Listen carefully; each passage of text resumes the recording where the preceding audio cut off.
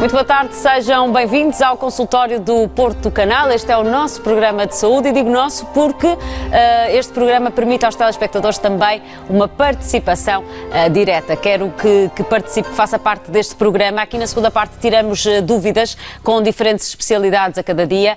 Hoje, durante a segunda parte, vai poder tirar dúvidas sobre ortopedia e estou a dizê-lo desde já para que tenha tempo de se inscrever através do nosso número de telefone 229538525 ou através do nosso e-mail consultorio@portocanal.pt. São então estas as duas formas de participar no programa. Ortopedia para a segunda parte. Os contactos estão em permanência no nosso rodapé, não perca então esta oportunidade. Nesta primeira parte vamos falar de queda de cabelo e envelhecimento da pele, especialmente nesta altura pós-verão e início de outono.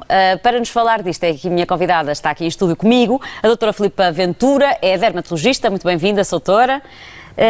Aquilo que eu disse é verdade, não é? Não se trata de um mito, diz-se que a folha cai com o outono, parece que não é só a folha. A verdade é que nesta altura específica do ano, e já vamos perceber o porquê, de facto acontece que o nosso cabelo cai em muito maior quantidade, porque a queda é uma coisa natural, ou não? É, sem dúvida que é. Não é um mito. No outono o cabelo cai mais, 70% das pessoas têm uma maior queda de cabelo nesta altura do ano e é considerada uma queda, não é uma doença, é fisiológica, e isso deve-se muito simplesmente ao facto de haver uma maior exposição solar no verão. E a hipófise reconhece isso. O que é a hipófise? A hipófise é uma glândula que temos no cérebro, que produz uma série de hormonas e que, exposta a um aumento dessa exposição, desse sol, da luz, reconhece e vai alterar a produção de algumas hormonas, nomeadamente a prolactina e a melatonina, e vai precipitar um maior número de cabelos entre em telogênese, que é a fase de queda. Está a usar um palavreado, doutora, vou-lhe dizer, tem que simplificar isto, senão os nossos telespectadores não ficam a perceber zero. Ou seja, durante o verão há um aquecimento dessa hipófise, digamos assim. Sim, está perante um mais aumento exposta da exposição solar, exato. Portanto, está mais exposta ao sol e isso vai fazer com que? Altera a produção de hormonas, nomeadamente essas duas que se ouve, a prolactina, a melatonina. Sim, essas já estamos mais familiarizados. Que vão precipitar, então, vão fazer com que os cabelos entrem mais rapidamente na fase de queda. Muito bem. E ao fim de 2, 3 meses culmina exatamente nessa queda, essa última fase do ciclo capilar, que eu acho que é pertinente só fazer uma pequena... É verdade, vamos voltar um bocadinho atrás então para perceber como é que isto tudo acontece. Eu acho que isso é fundamental. O cabelo começa a crescer dentro da barriga da mãe. Exatamente, exatamente. Aliás, há muitos bebés que nascem cabeludos. Exatamente, e aliás há um pelo que é típico do feto, e que muitas vezes até já nem surge no recém-nascido, outras vezes ainda se mantém, que é o chamado lanugo, que cai. Que é aquele que depois cai, exatamente, naturalmente. Exatamente. E que às vezes é muito escuro e depois o bebê até pode ser muito clarinho. Exatamente, sem dúvida. É um pelo muito fino que reveste todo o corpo e que ou o bebê já nasce sem nenhum desse lanugo, ou então mantém-se e nas primeiras semanas, meses, acaba por cair completamente. E cada cabelo, isso é importante perceber, segue, e numa perspectiva da dinâmica do crescimento e da regeneração do cabelo, cada cabelo segue um ciclo independentemente dos cabelos vizinhos. E cada cabelo vai passar... São independentes, digamos assim. Cada cabelo passa pela fase de crescimento, que dura cerca de 2 a 6 anos, e varia, por exemplo, nos homens geralmente é uma fase mais curta, nas mulheres é mais longa, e daí está associado ao comprimento do cabelo. Depois há a fase de interrupção do crescimento, que é chamada catagênese, portanto estes palavrões. Sim, e isso acontece quando, doutora? Logo após a fase de crescimento, cada cabelinho passa para uma fase em que é interrompido esse crescimento, dura 1 a 3 semanas, e depois a fase de repouso, que é essa última fase do ciclo, a tal telogênese, que dura cerca de 3 a 6 meses, que culmina na queda. Nós temos uma imagem disso, não temos? Do ciclo não capilar. Sei se poderemos ver a imagem nesta altura, porque é disso que estamos mesmo a falar. Aqui está. Doutora, então, voltando ao início, começamos. Cada pelo passa por estas 3 fases e cada um destes pelos vai passar por este ciclo cerca de 20 vezes na vida de um indivíduo. E é sempre um ciclo, portanto, 2, 6 anos a fase de crescimento, depois interrompe o crescimento, é uma fase curta, e depois chega-se a fase de repouso que culmina com a queda, que dura 3 a 6 meses. E é essa queda que se verifica então agora no outono. Muito bem, porque mas é algo de extraordinário, é que o cabelo, conseguimos sempre recuperar o nosso cabelo, não é? Exatamente. Por muito que o percamos, e sabemos que há muitas doenças que, por exemplo, implicam a queda de cabelo, ele tem esta capacidade de voltar a nascer sempre. O que é que... Quase sempre, era isso que eu lhe ia também perguntar. Para além do sol, o que é que pode mais prejudicar o nosso cabelo? Na sua opinião, hoje em dia, e os portugueses em particular, tratam bem os cabelos ou não? Cada vez mais. Cada vez mais as pessoas se preocupam. Mas mais pela questão estética, se calhar, do que pensarem numa questão de saúde, ou não? Sim, mas o cabelo, de facto, é um tema muito extenso, muito complexo. Podemos dividir isto em grandes grupos de patologias que são mais graves e que podem dar quedas de cabelo, as chamadas alopécias, que é o que significa, que é o termo científico que se dá para a queda de cabelo, qualquer uma que seja. E, de facto, há alopécias que deixam cicatrizes. Isso aí são uma minoria, mas são doenças graves, em que aí sim é quase impossível recuperar o cabelo que cai. A grande maioria é possível reverter, que são, por exemplo, que são os mais frequentes, os deflúvios telogénicos, que é assim que se chama. Um exemplo é esta queda sazonal no outono. E a mais frequente de todas as alopécias, que é a alopécia androgenética, a vulgar calvície, que essa sim mais comum nos homens. Muito frequente, mais comum nos homens, mas também afeta, sim, muito. As mulheres. O que é que está por detrás deste problema? Quais são as causas que levam a este problema, Soutora? A alopécia androgenética, como o próprio nome indica, portanto está dependente da ação dos androgénios, é uma questão hormonal. Mas que tem uma predisposição genética. Portanto, é algo que herdamos? Sim, que herdamos. E não se pode dizer que não há cura, mas de facto para uma manutenção do crescimento e manutenção do cabelo, e aqui é o exemplo da alopécia androgenética que ocorre no sexo masculino. Masculino, lá está representado aqui pelos homens, porque... Que tem a diferença em relação à das mulheres, sim, é que tem este padrão muito típico, portanto começa pelas vulgares peladas, não é? E vai avançando, região frontal, região temporal, aquelas vértex, entradas, não é? Exatamente. No início são as entradas e depois vamos vendo ali a evolução. E depois vai-se unindo e toda a região central fica sem cabelo, ao contrário das regiões laterais, e isto porque os receptores hormonais são diferentes nesta região central.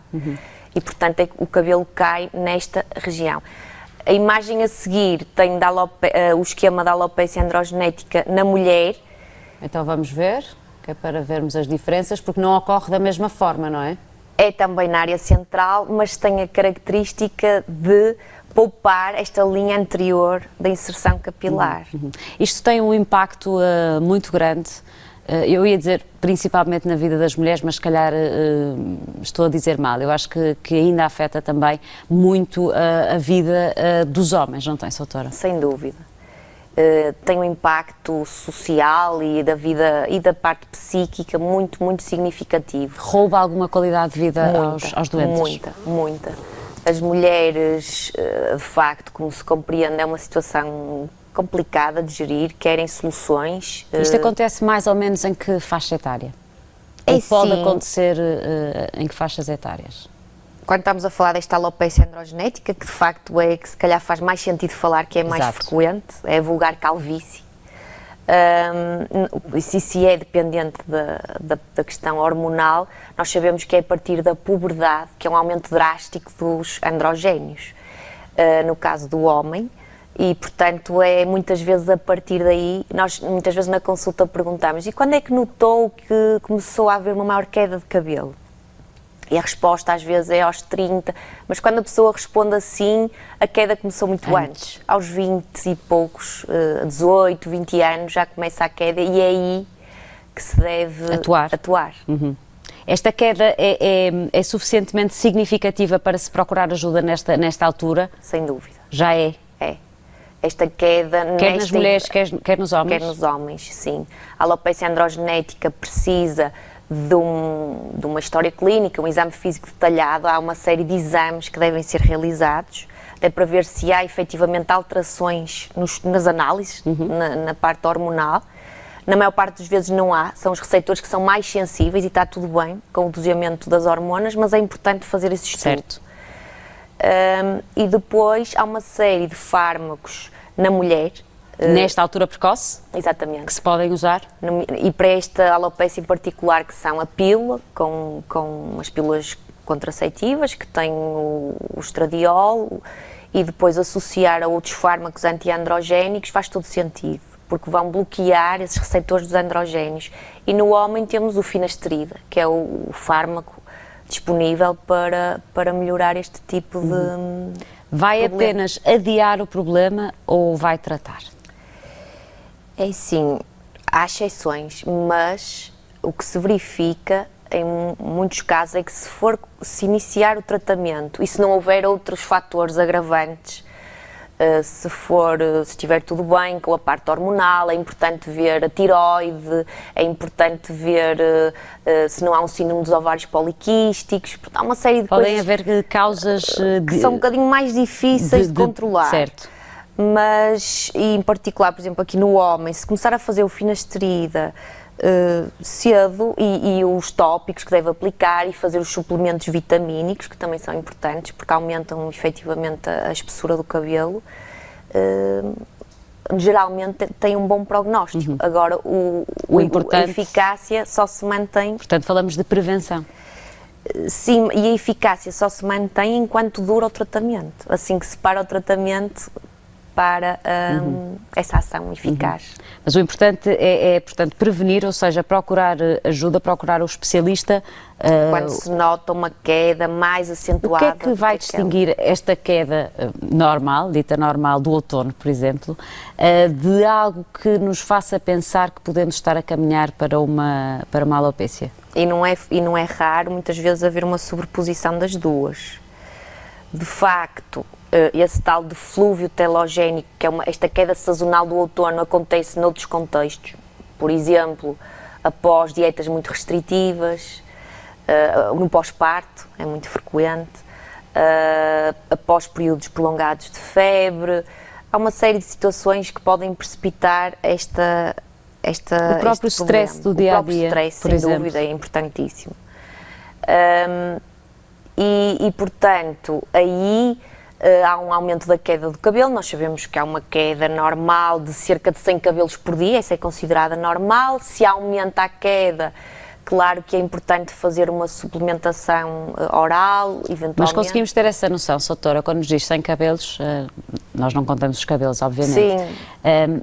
Mas o que é que distingue aquele cair normal, que normalmente até acontece, por exemplo, no banho, e também vou-lhe já perguntar quais são as técnicas que como é que devemos tratar os nossos cabelos, se de facto é um mito que não devemos lavar o cabelo todos os dias, se de sim podemos lavar o cabelo todos os dias, mas como é que se distingue, bom, isto está-me a cair cabelo porque é outono ou não, isto é algo mais do que apenas o cair da folha? Se dura, se é um período mais prolongado que aquilo que é supostamente aceitável, dos tais 3, 4 meses. Após o verão? Após o verão, quer dizer, no outono acontece isto, mas há pessoas que têm 70% das pessoas aumenta a queda no outono, mas há outras fases do ano em que acontecem estas alterações, exatamente por estes períodos de maior stress, estão mais cansados, estive doente. Isso também acontece. Sim. Agora, se o período de queda, essa queda que se nota, que está diferente, temos mais cabelos na almofada, por exemplo, temos mais cabelos na escova, prendemos o cabelo e sentimos que está mais fraquinho, não é? Que o rabo de cavalo é menos denso. Se isso começar a prolongar-se no tempo, então, se calhar... É um sinal. É um sinal. É um sinal. É. Quanto à questão de lavar o cabelo, é algo que se questiona muito aqui, é um mito. Podemos lavar o cabelo todos os dias? O cabelo deve ser lavado sempre que necessário. Porque é sempre necessário todos os dias? Não, claro que não. É assim, a pessoa que tem um cabelo oleoso deve lavá-lo todos os dias. Se ao fim de um dia ele está oleoso, deve ser lavado. Espero que as meninas da caracterização de Porto Canal estejam a ouvir o consultório.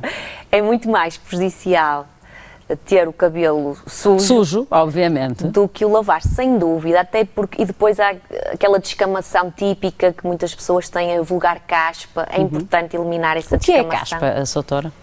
A caspa... Porque acaba por ser um problema também da dermatologia, não é? Exatamente, sem dúvida, é muito frequente. A caspa é o nome vulgar que se dá a uma dermatose que se chama eczema seborreico.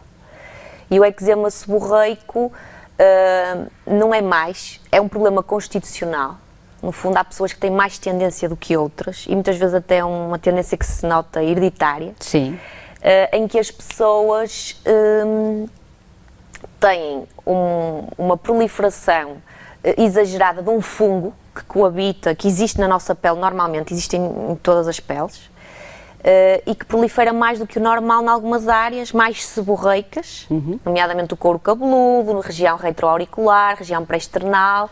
São zonas do eczema seborreico que algumas pessoas têm mais tendência e que agrava, isso verifica-se na prática, que agrava com stress, que agrava no inverno, porque a luz solar, a radiação é boa para aí a luz. Funciona ao contrário. Funciona ao contrário. Geralmente nos eczemas é isso que se verifica.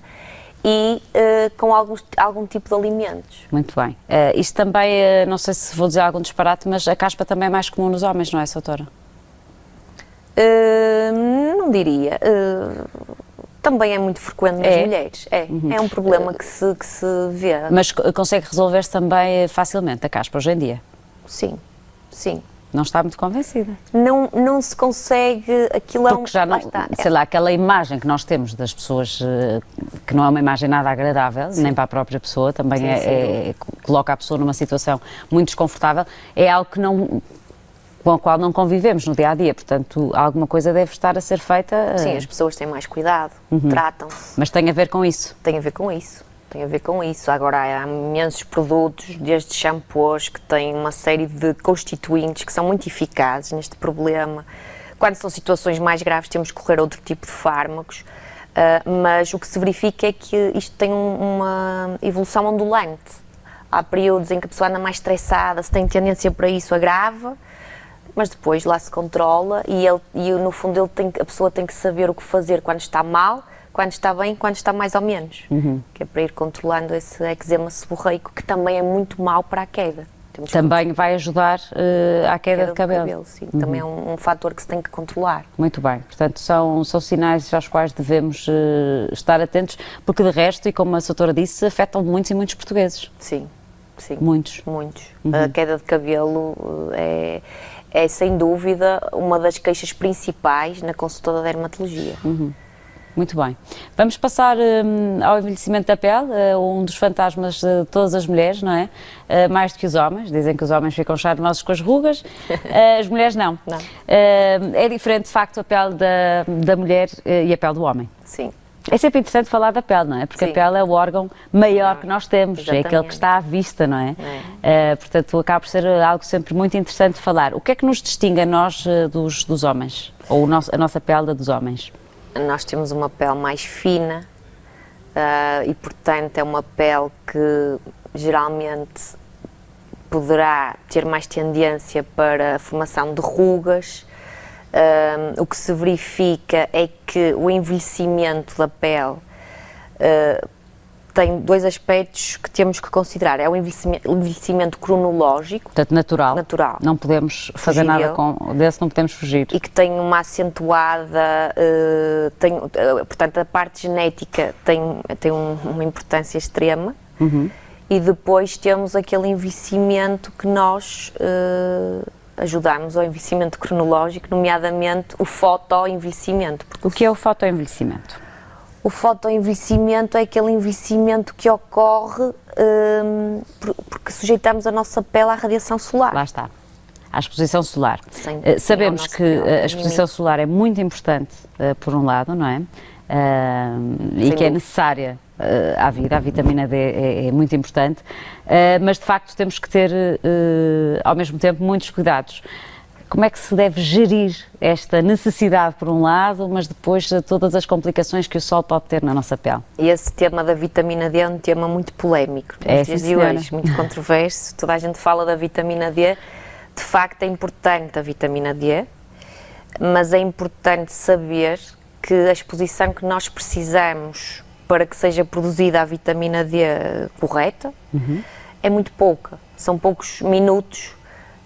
Poucos minutos chegam para satisfazer as necessidades? Sem dúvida, sem dúvida. E num país como o nosso... Portanto, não vamos cá com as desculpas que temos que estar... Não. Os portugueses gostam muito, como todos os países latinos, imagino eu. Sim. A exposição ao sol faz parte da nossa cultura. Mas a verdade é que quanto mais sol, quanto maior a exposição solar, maior o envelhecimento da pele. Sem Isso dúvida. É certinho. Certinho. E a doutora, que é especialista, olha para uma pele e consegue perceber se essa pessoa... Sim, há uma série de indicadores que mostram e basta comparar as áreas mais expostas, a face, a área de cote, as mãos, com áreas mais, que estão mais protegidas pela roupa, que se vê logo uma diferença enorme. São alterações ao nível da elasticidade da pele, as manchas, os lêntigos, as vulgares sardas e uma série de Quase coisas. consegue fazer um diagnóstico só de olhar para um paciente? Sim. Pela pele podemos ver ou perceber muitas dos hábitos dos... Sim, sem dúvida. O paciente despe-se na consulta, nós observamos a região escapular, portanto o dorso, e dizemos logo, isto aqui é a história de muitos escaldões no seu passado. É fantástico, porque a pele, inclusivamente, tem uma memória, não é assim? Sem dúvida, e aí é que é tão importante falar do cancro da pele, porque o cancro da pele muitas vezes é o resultado de muitos danos que ocorreram muitos anos atrás. Onde havia também muito menos informação, doutora, não sei se concorda comigo. Nós há uns anos atrás não tínhamos acesso a tanta informação. Hoje não há desculpas para qualquer mãe deixar a criança estorricar ao sol. Quando nós éramos mais pequeninas não havia tanta informação. E há alguns tipos de cancro de pele, nomeadamente, por exemplo, o carcinoma vasocelular, que está muito associado a esses escaldões da infância. Portanto, só anos mais tarde é que se vem a revelar, não é? Mas está muito relacionado, isso está estudado, que tem muito a ver com esses escaldões na infância. Por isso é tão importante proteger as crianças. Proteger a pele durante o período de sol, o período de verão. O tabaco tem que ser para aqui chamado também. Tem. Um fumador tem pele de fumador? Tem. Um fumador tem pele de fumador, tem uma pele mais espessa, mais escura, mais baça, perde luminosidade. Isso também é muito importante no envelhecimento da pele, sem dúvida. Portanto, as senhoras, uma boa forma de deixarem o envelhecimento para mais tarde é deixarem de fumar. Sem dúvida. A alimentação e a hidratação, doutora? Importantíssimo, para a pele e para o cabelo. Certo. Para a pele e para o cabelo, uma alimentação saudável, variada, rica em aminoácidos, oligoelementos, é fundamental e uma hidratação, beber muita água é fundamental para a pele, sabendo que com a idade ela também perde essa capacidade de retenção de água, mas claro que é importante manter sempre uma boa hidratação. O stress também é um inimigo da pele? De tudo. O stress é o nosso pior inimigo hoje em dia, não é? Porque de facto está associado a quase tudo. Também se reflete na pele o nosso... Sim, no cabelo. E no cabelo. E muito, tenho que voltar ao cabelo porque realmente verifica-se muito a associação entre o stress e a queda de cabelo. Cada vez mais hoje, principalmente as mulheres, mas acredito que os homens também, procuram tratamentos anti-aging, tentam cada vez mais cedo começar a tratarem-se. Isto é bom sinal. Quer-nos deixar alguns truques para, desde cedo, ou pelo menos uma noção de que em que idade é que nos devemos, não lhe vou perguntar em que idade é que nos devemos começar a preocupar com a pele, que imagino que seja desde muito cedo, mas aquelas preocupações... cremes, visitar se calhar o dermatologista mais vezes, isto deve acontecer quando? Falar em idades não gostamos muito. Não, porque deve ser desde sempre, não é? E cada pessoa é muito diferente. Há pessoas que têm que se começar a preocupar mais cedo que outras. Lá está, porque temos diferentes tipos de pele. De hábitos, de pele, de genética, e isso é tudo muito importante, de passado de exposição solar. Agora, de facto, cada vez há mais cremes anti-envelhecimento, cada vez há mais técnicas que nós temos, nomeadamente os lasers, as luzes pulsadas, os peelings, a toxina botulínica. O doutor é a favor de tudo fillers. isso? Sim. Muito sim, bem. acho que sim. E há alguns. Isto é assim, cada um. Isto não é arranjar problemas onde eles não existem, não é? Se a pessoa está bem. Não deve mexer. Não deve mexer, Certo. sem dúvida. Agora. Mas também é verdade que quanto mais cedo começarmos com esses cuidados, melhor. Ou seja, lá está, vamos percebendo que estamos a atrasar o envelhecimento. Exatamente, de uma forma muito natural. Porque eu acho que isto tem que ser feito tudo de uma forma muito natural. Mas vamos minimizando, não é? Porque é que devemos ter mais rugas? Não devemos deixar chegar a um limite. Uma simples toxina botulínica, contrariar um bocado esse efeito, uma coisa muito natural. É o famoso Botox lá em casa para nos entenderem. Sim, a dermatologia também coloca Botox, não, é que nós normalmente associamos a uma cirurgia estética, não tem nada a ver. É algo que se faz em consultório, com o médico. Sim, fazemos isso tudo na epidermis, onde eu trabalho, fazemos toxina, e os dermatologistas em geral.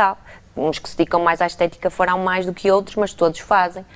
E é isso, há os lasers, laser fracionado que têm resultados ótimos, os peelings, a injeção de toxina botulínica e os fillers com enchimentos, geralmente com ácido hialurónico, têm resultados muito bons.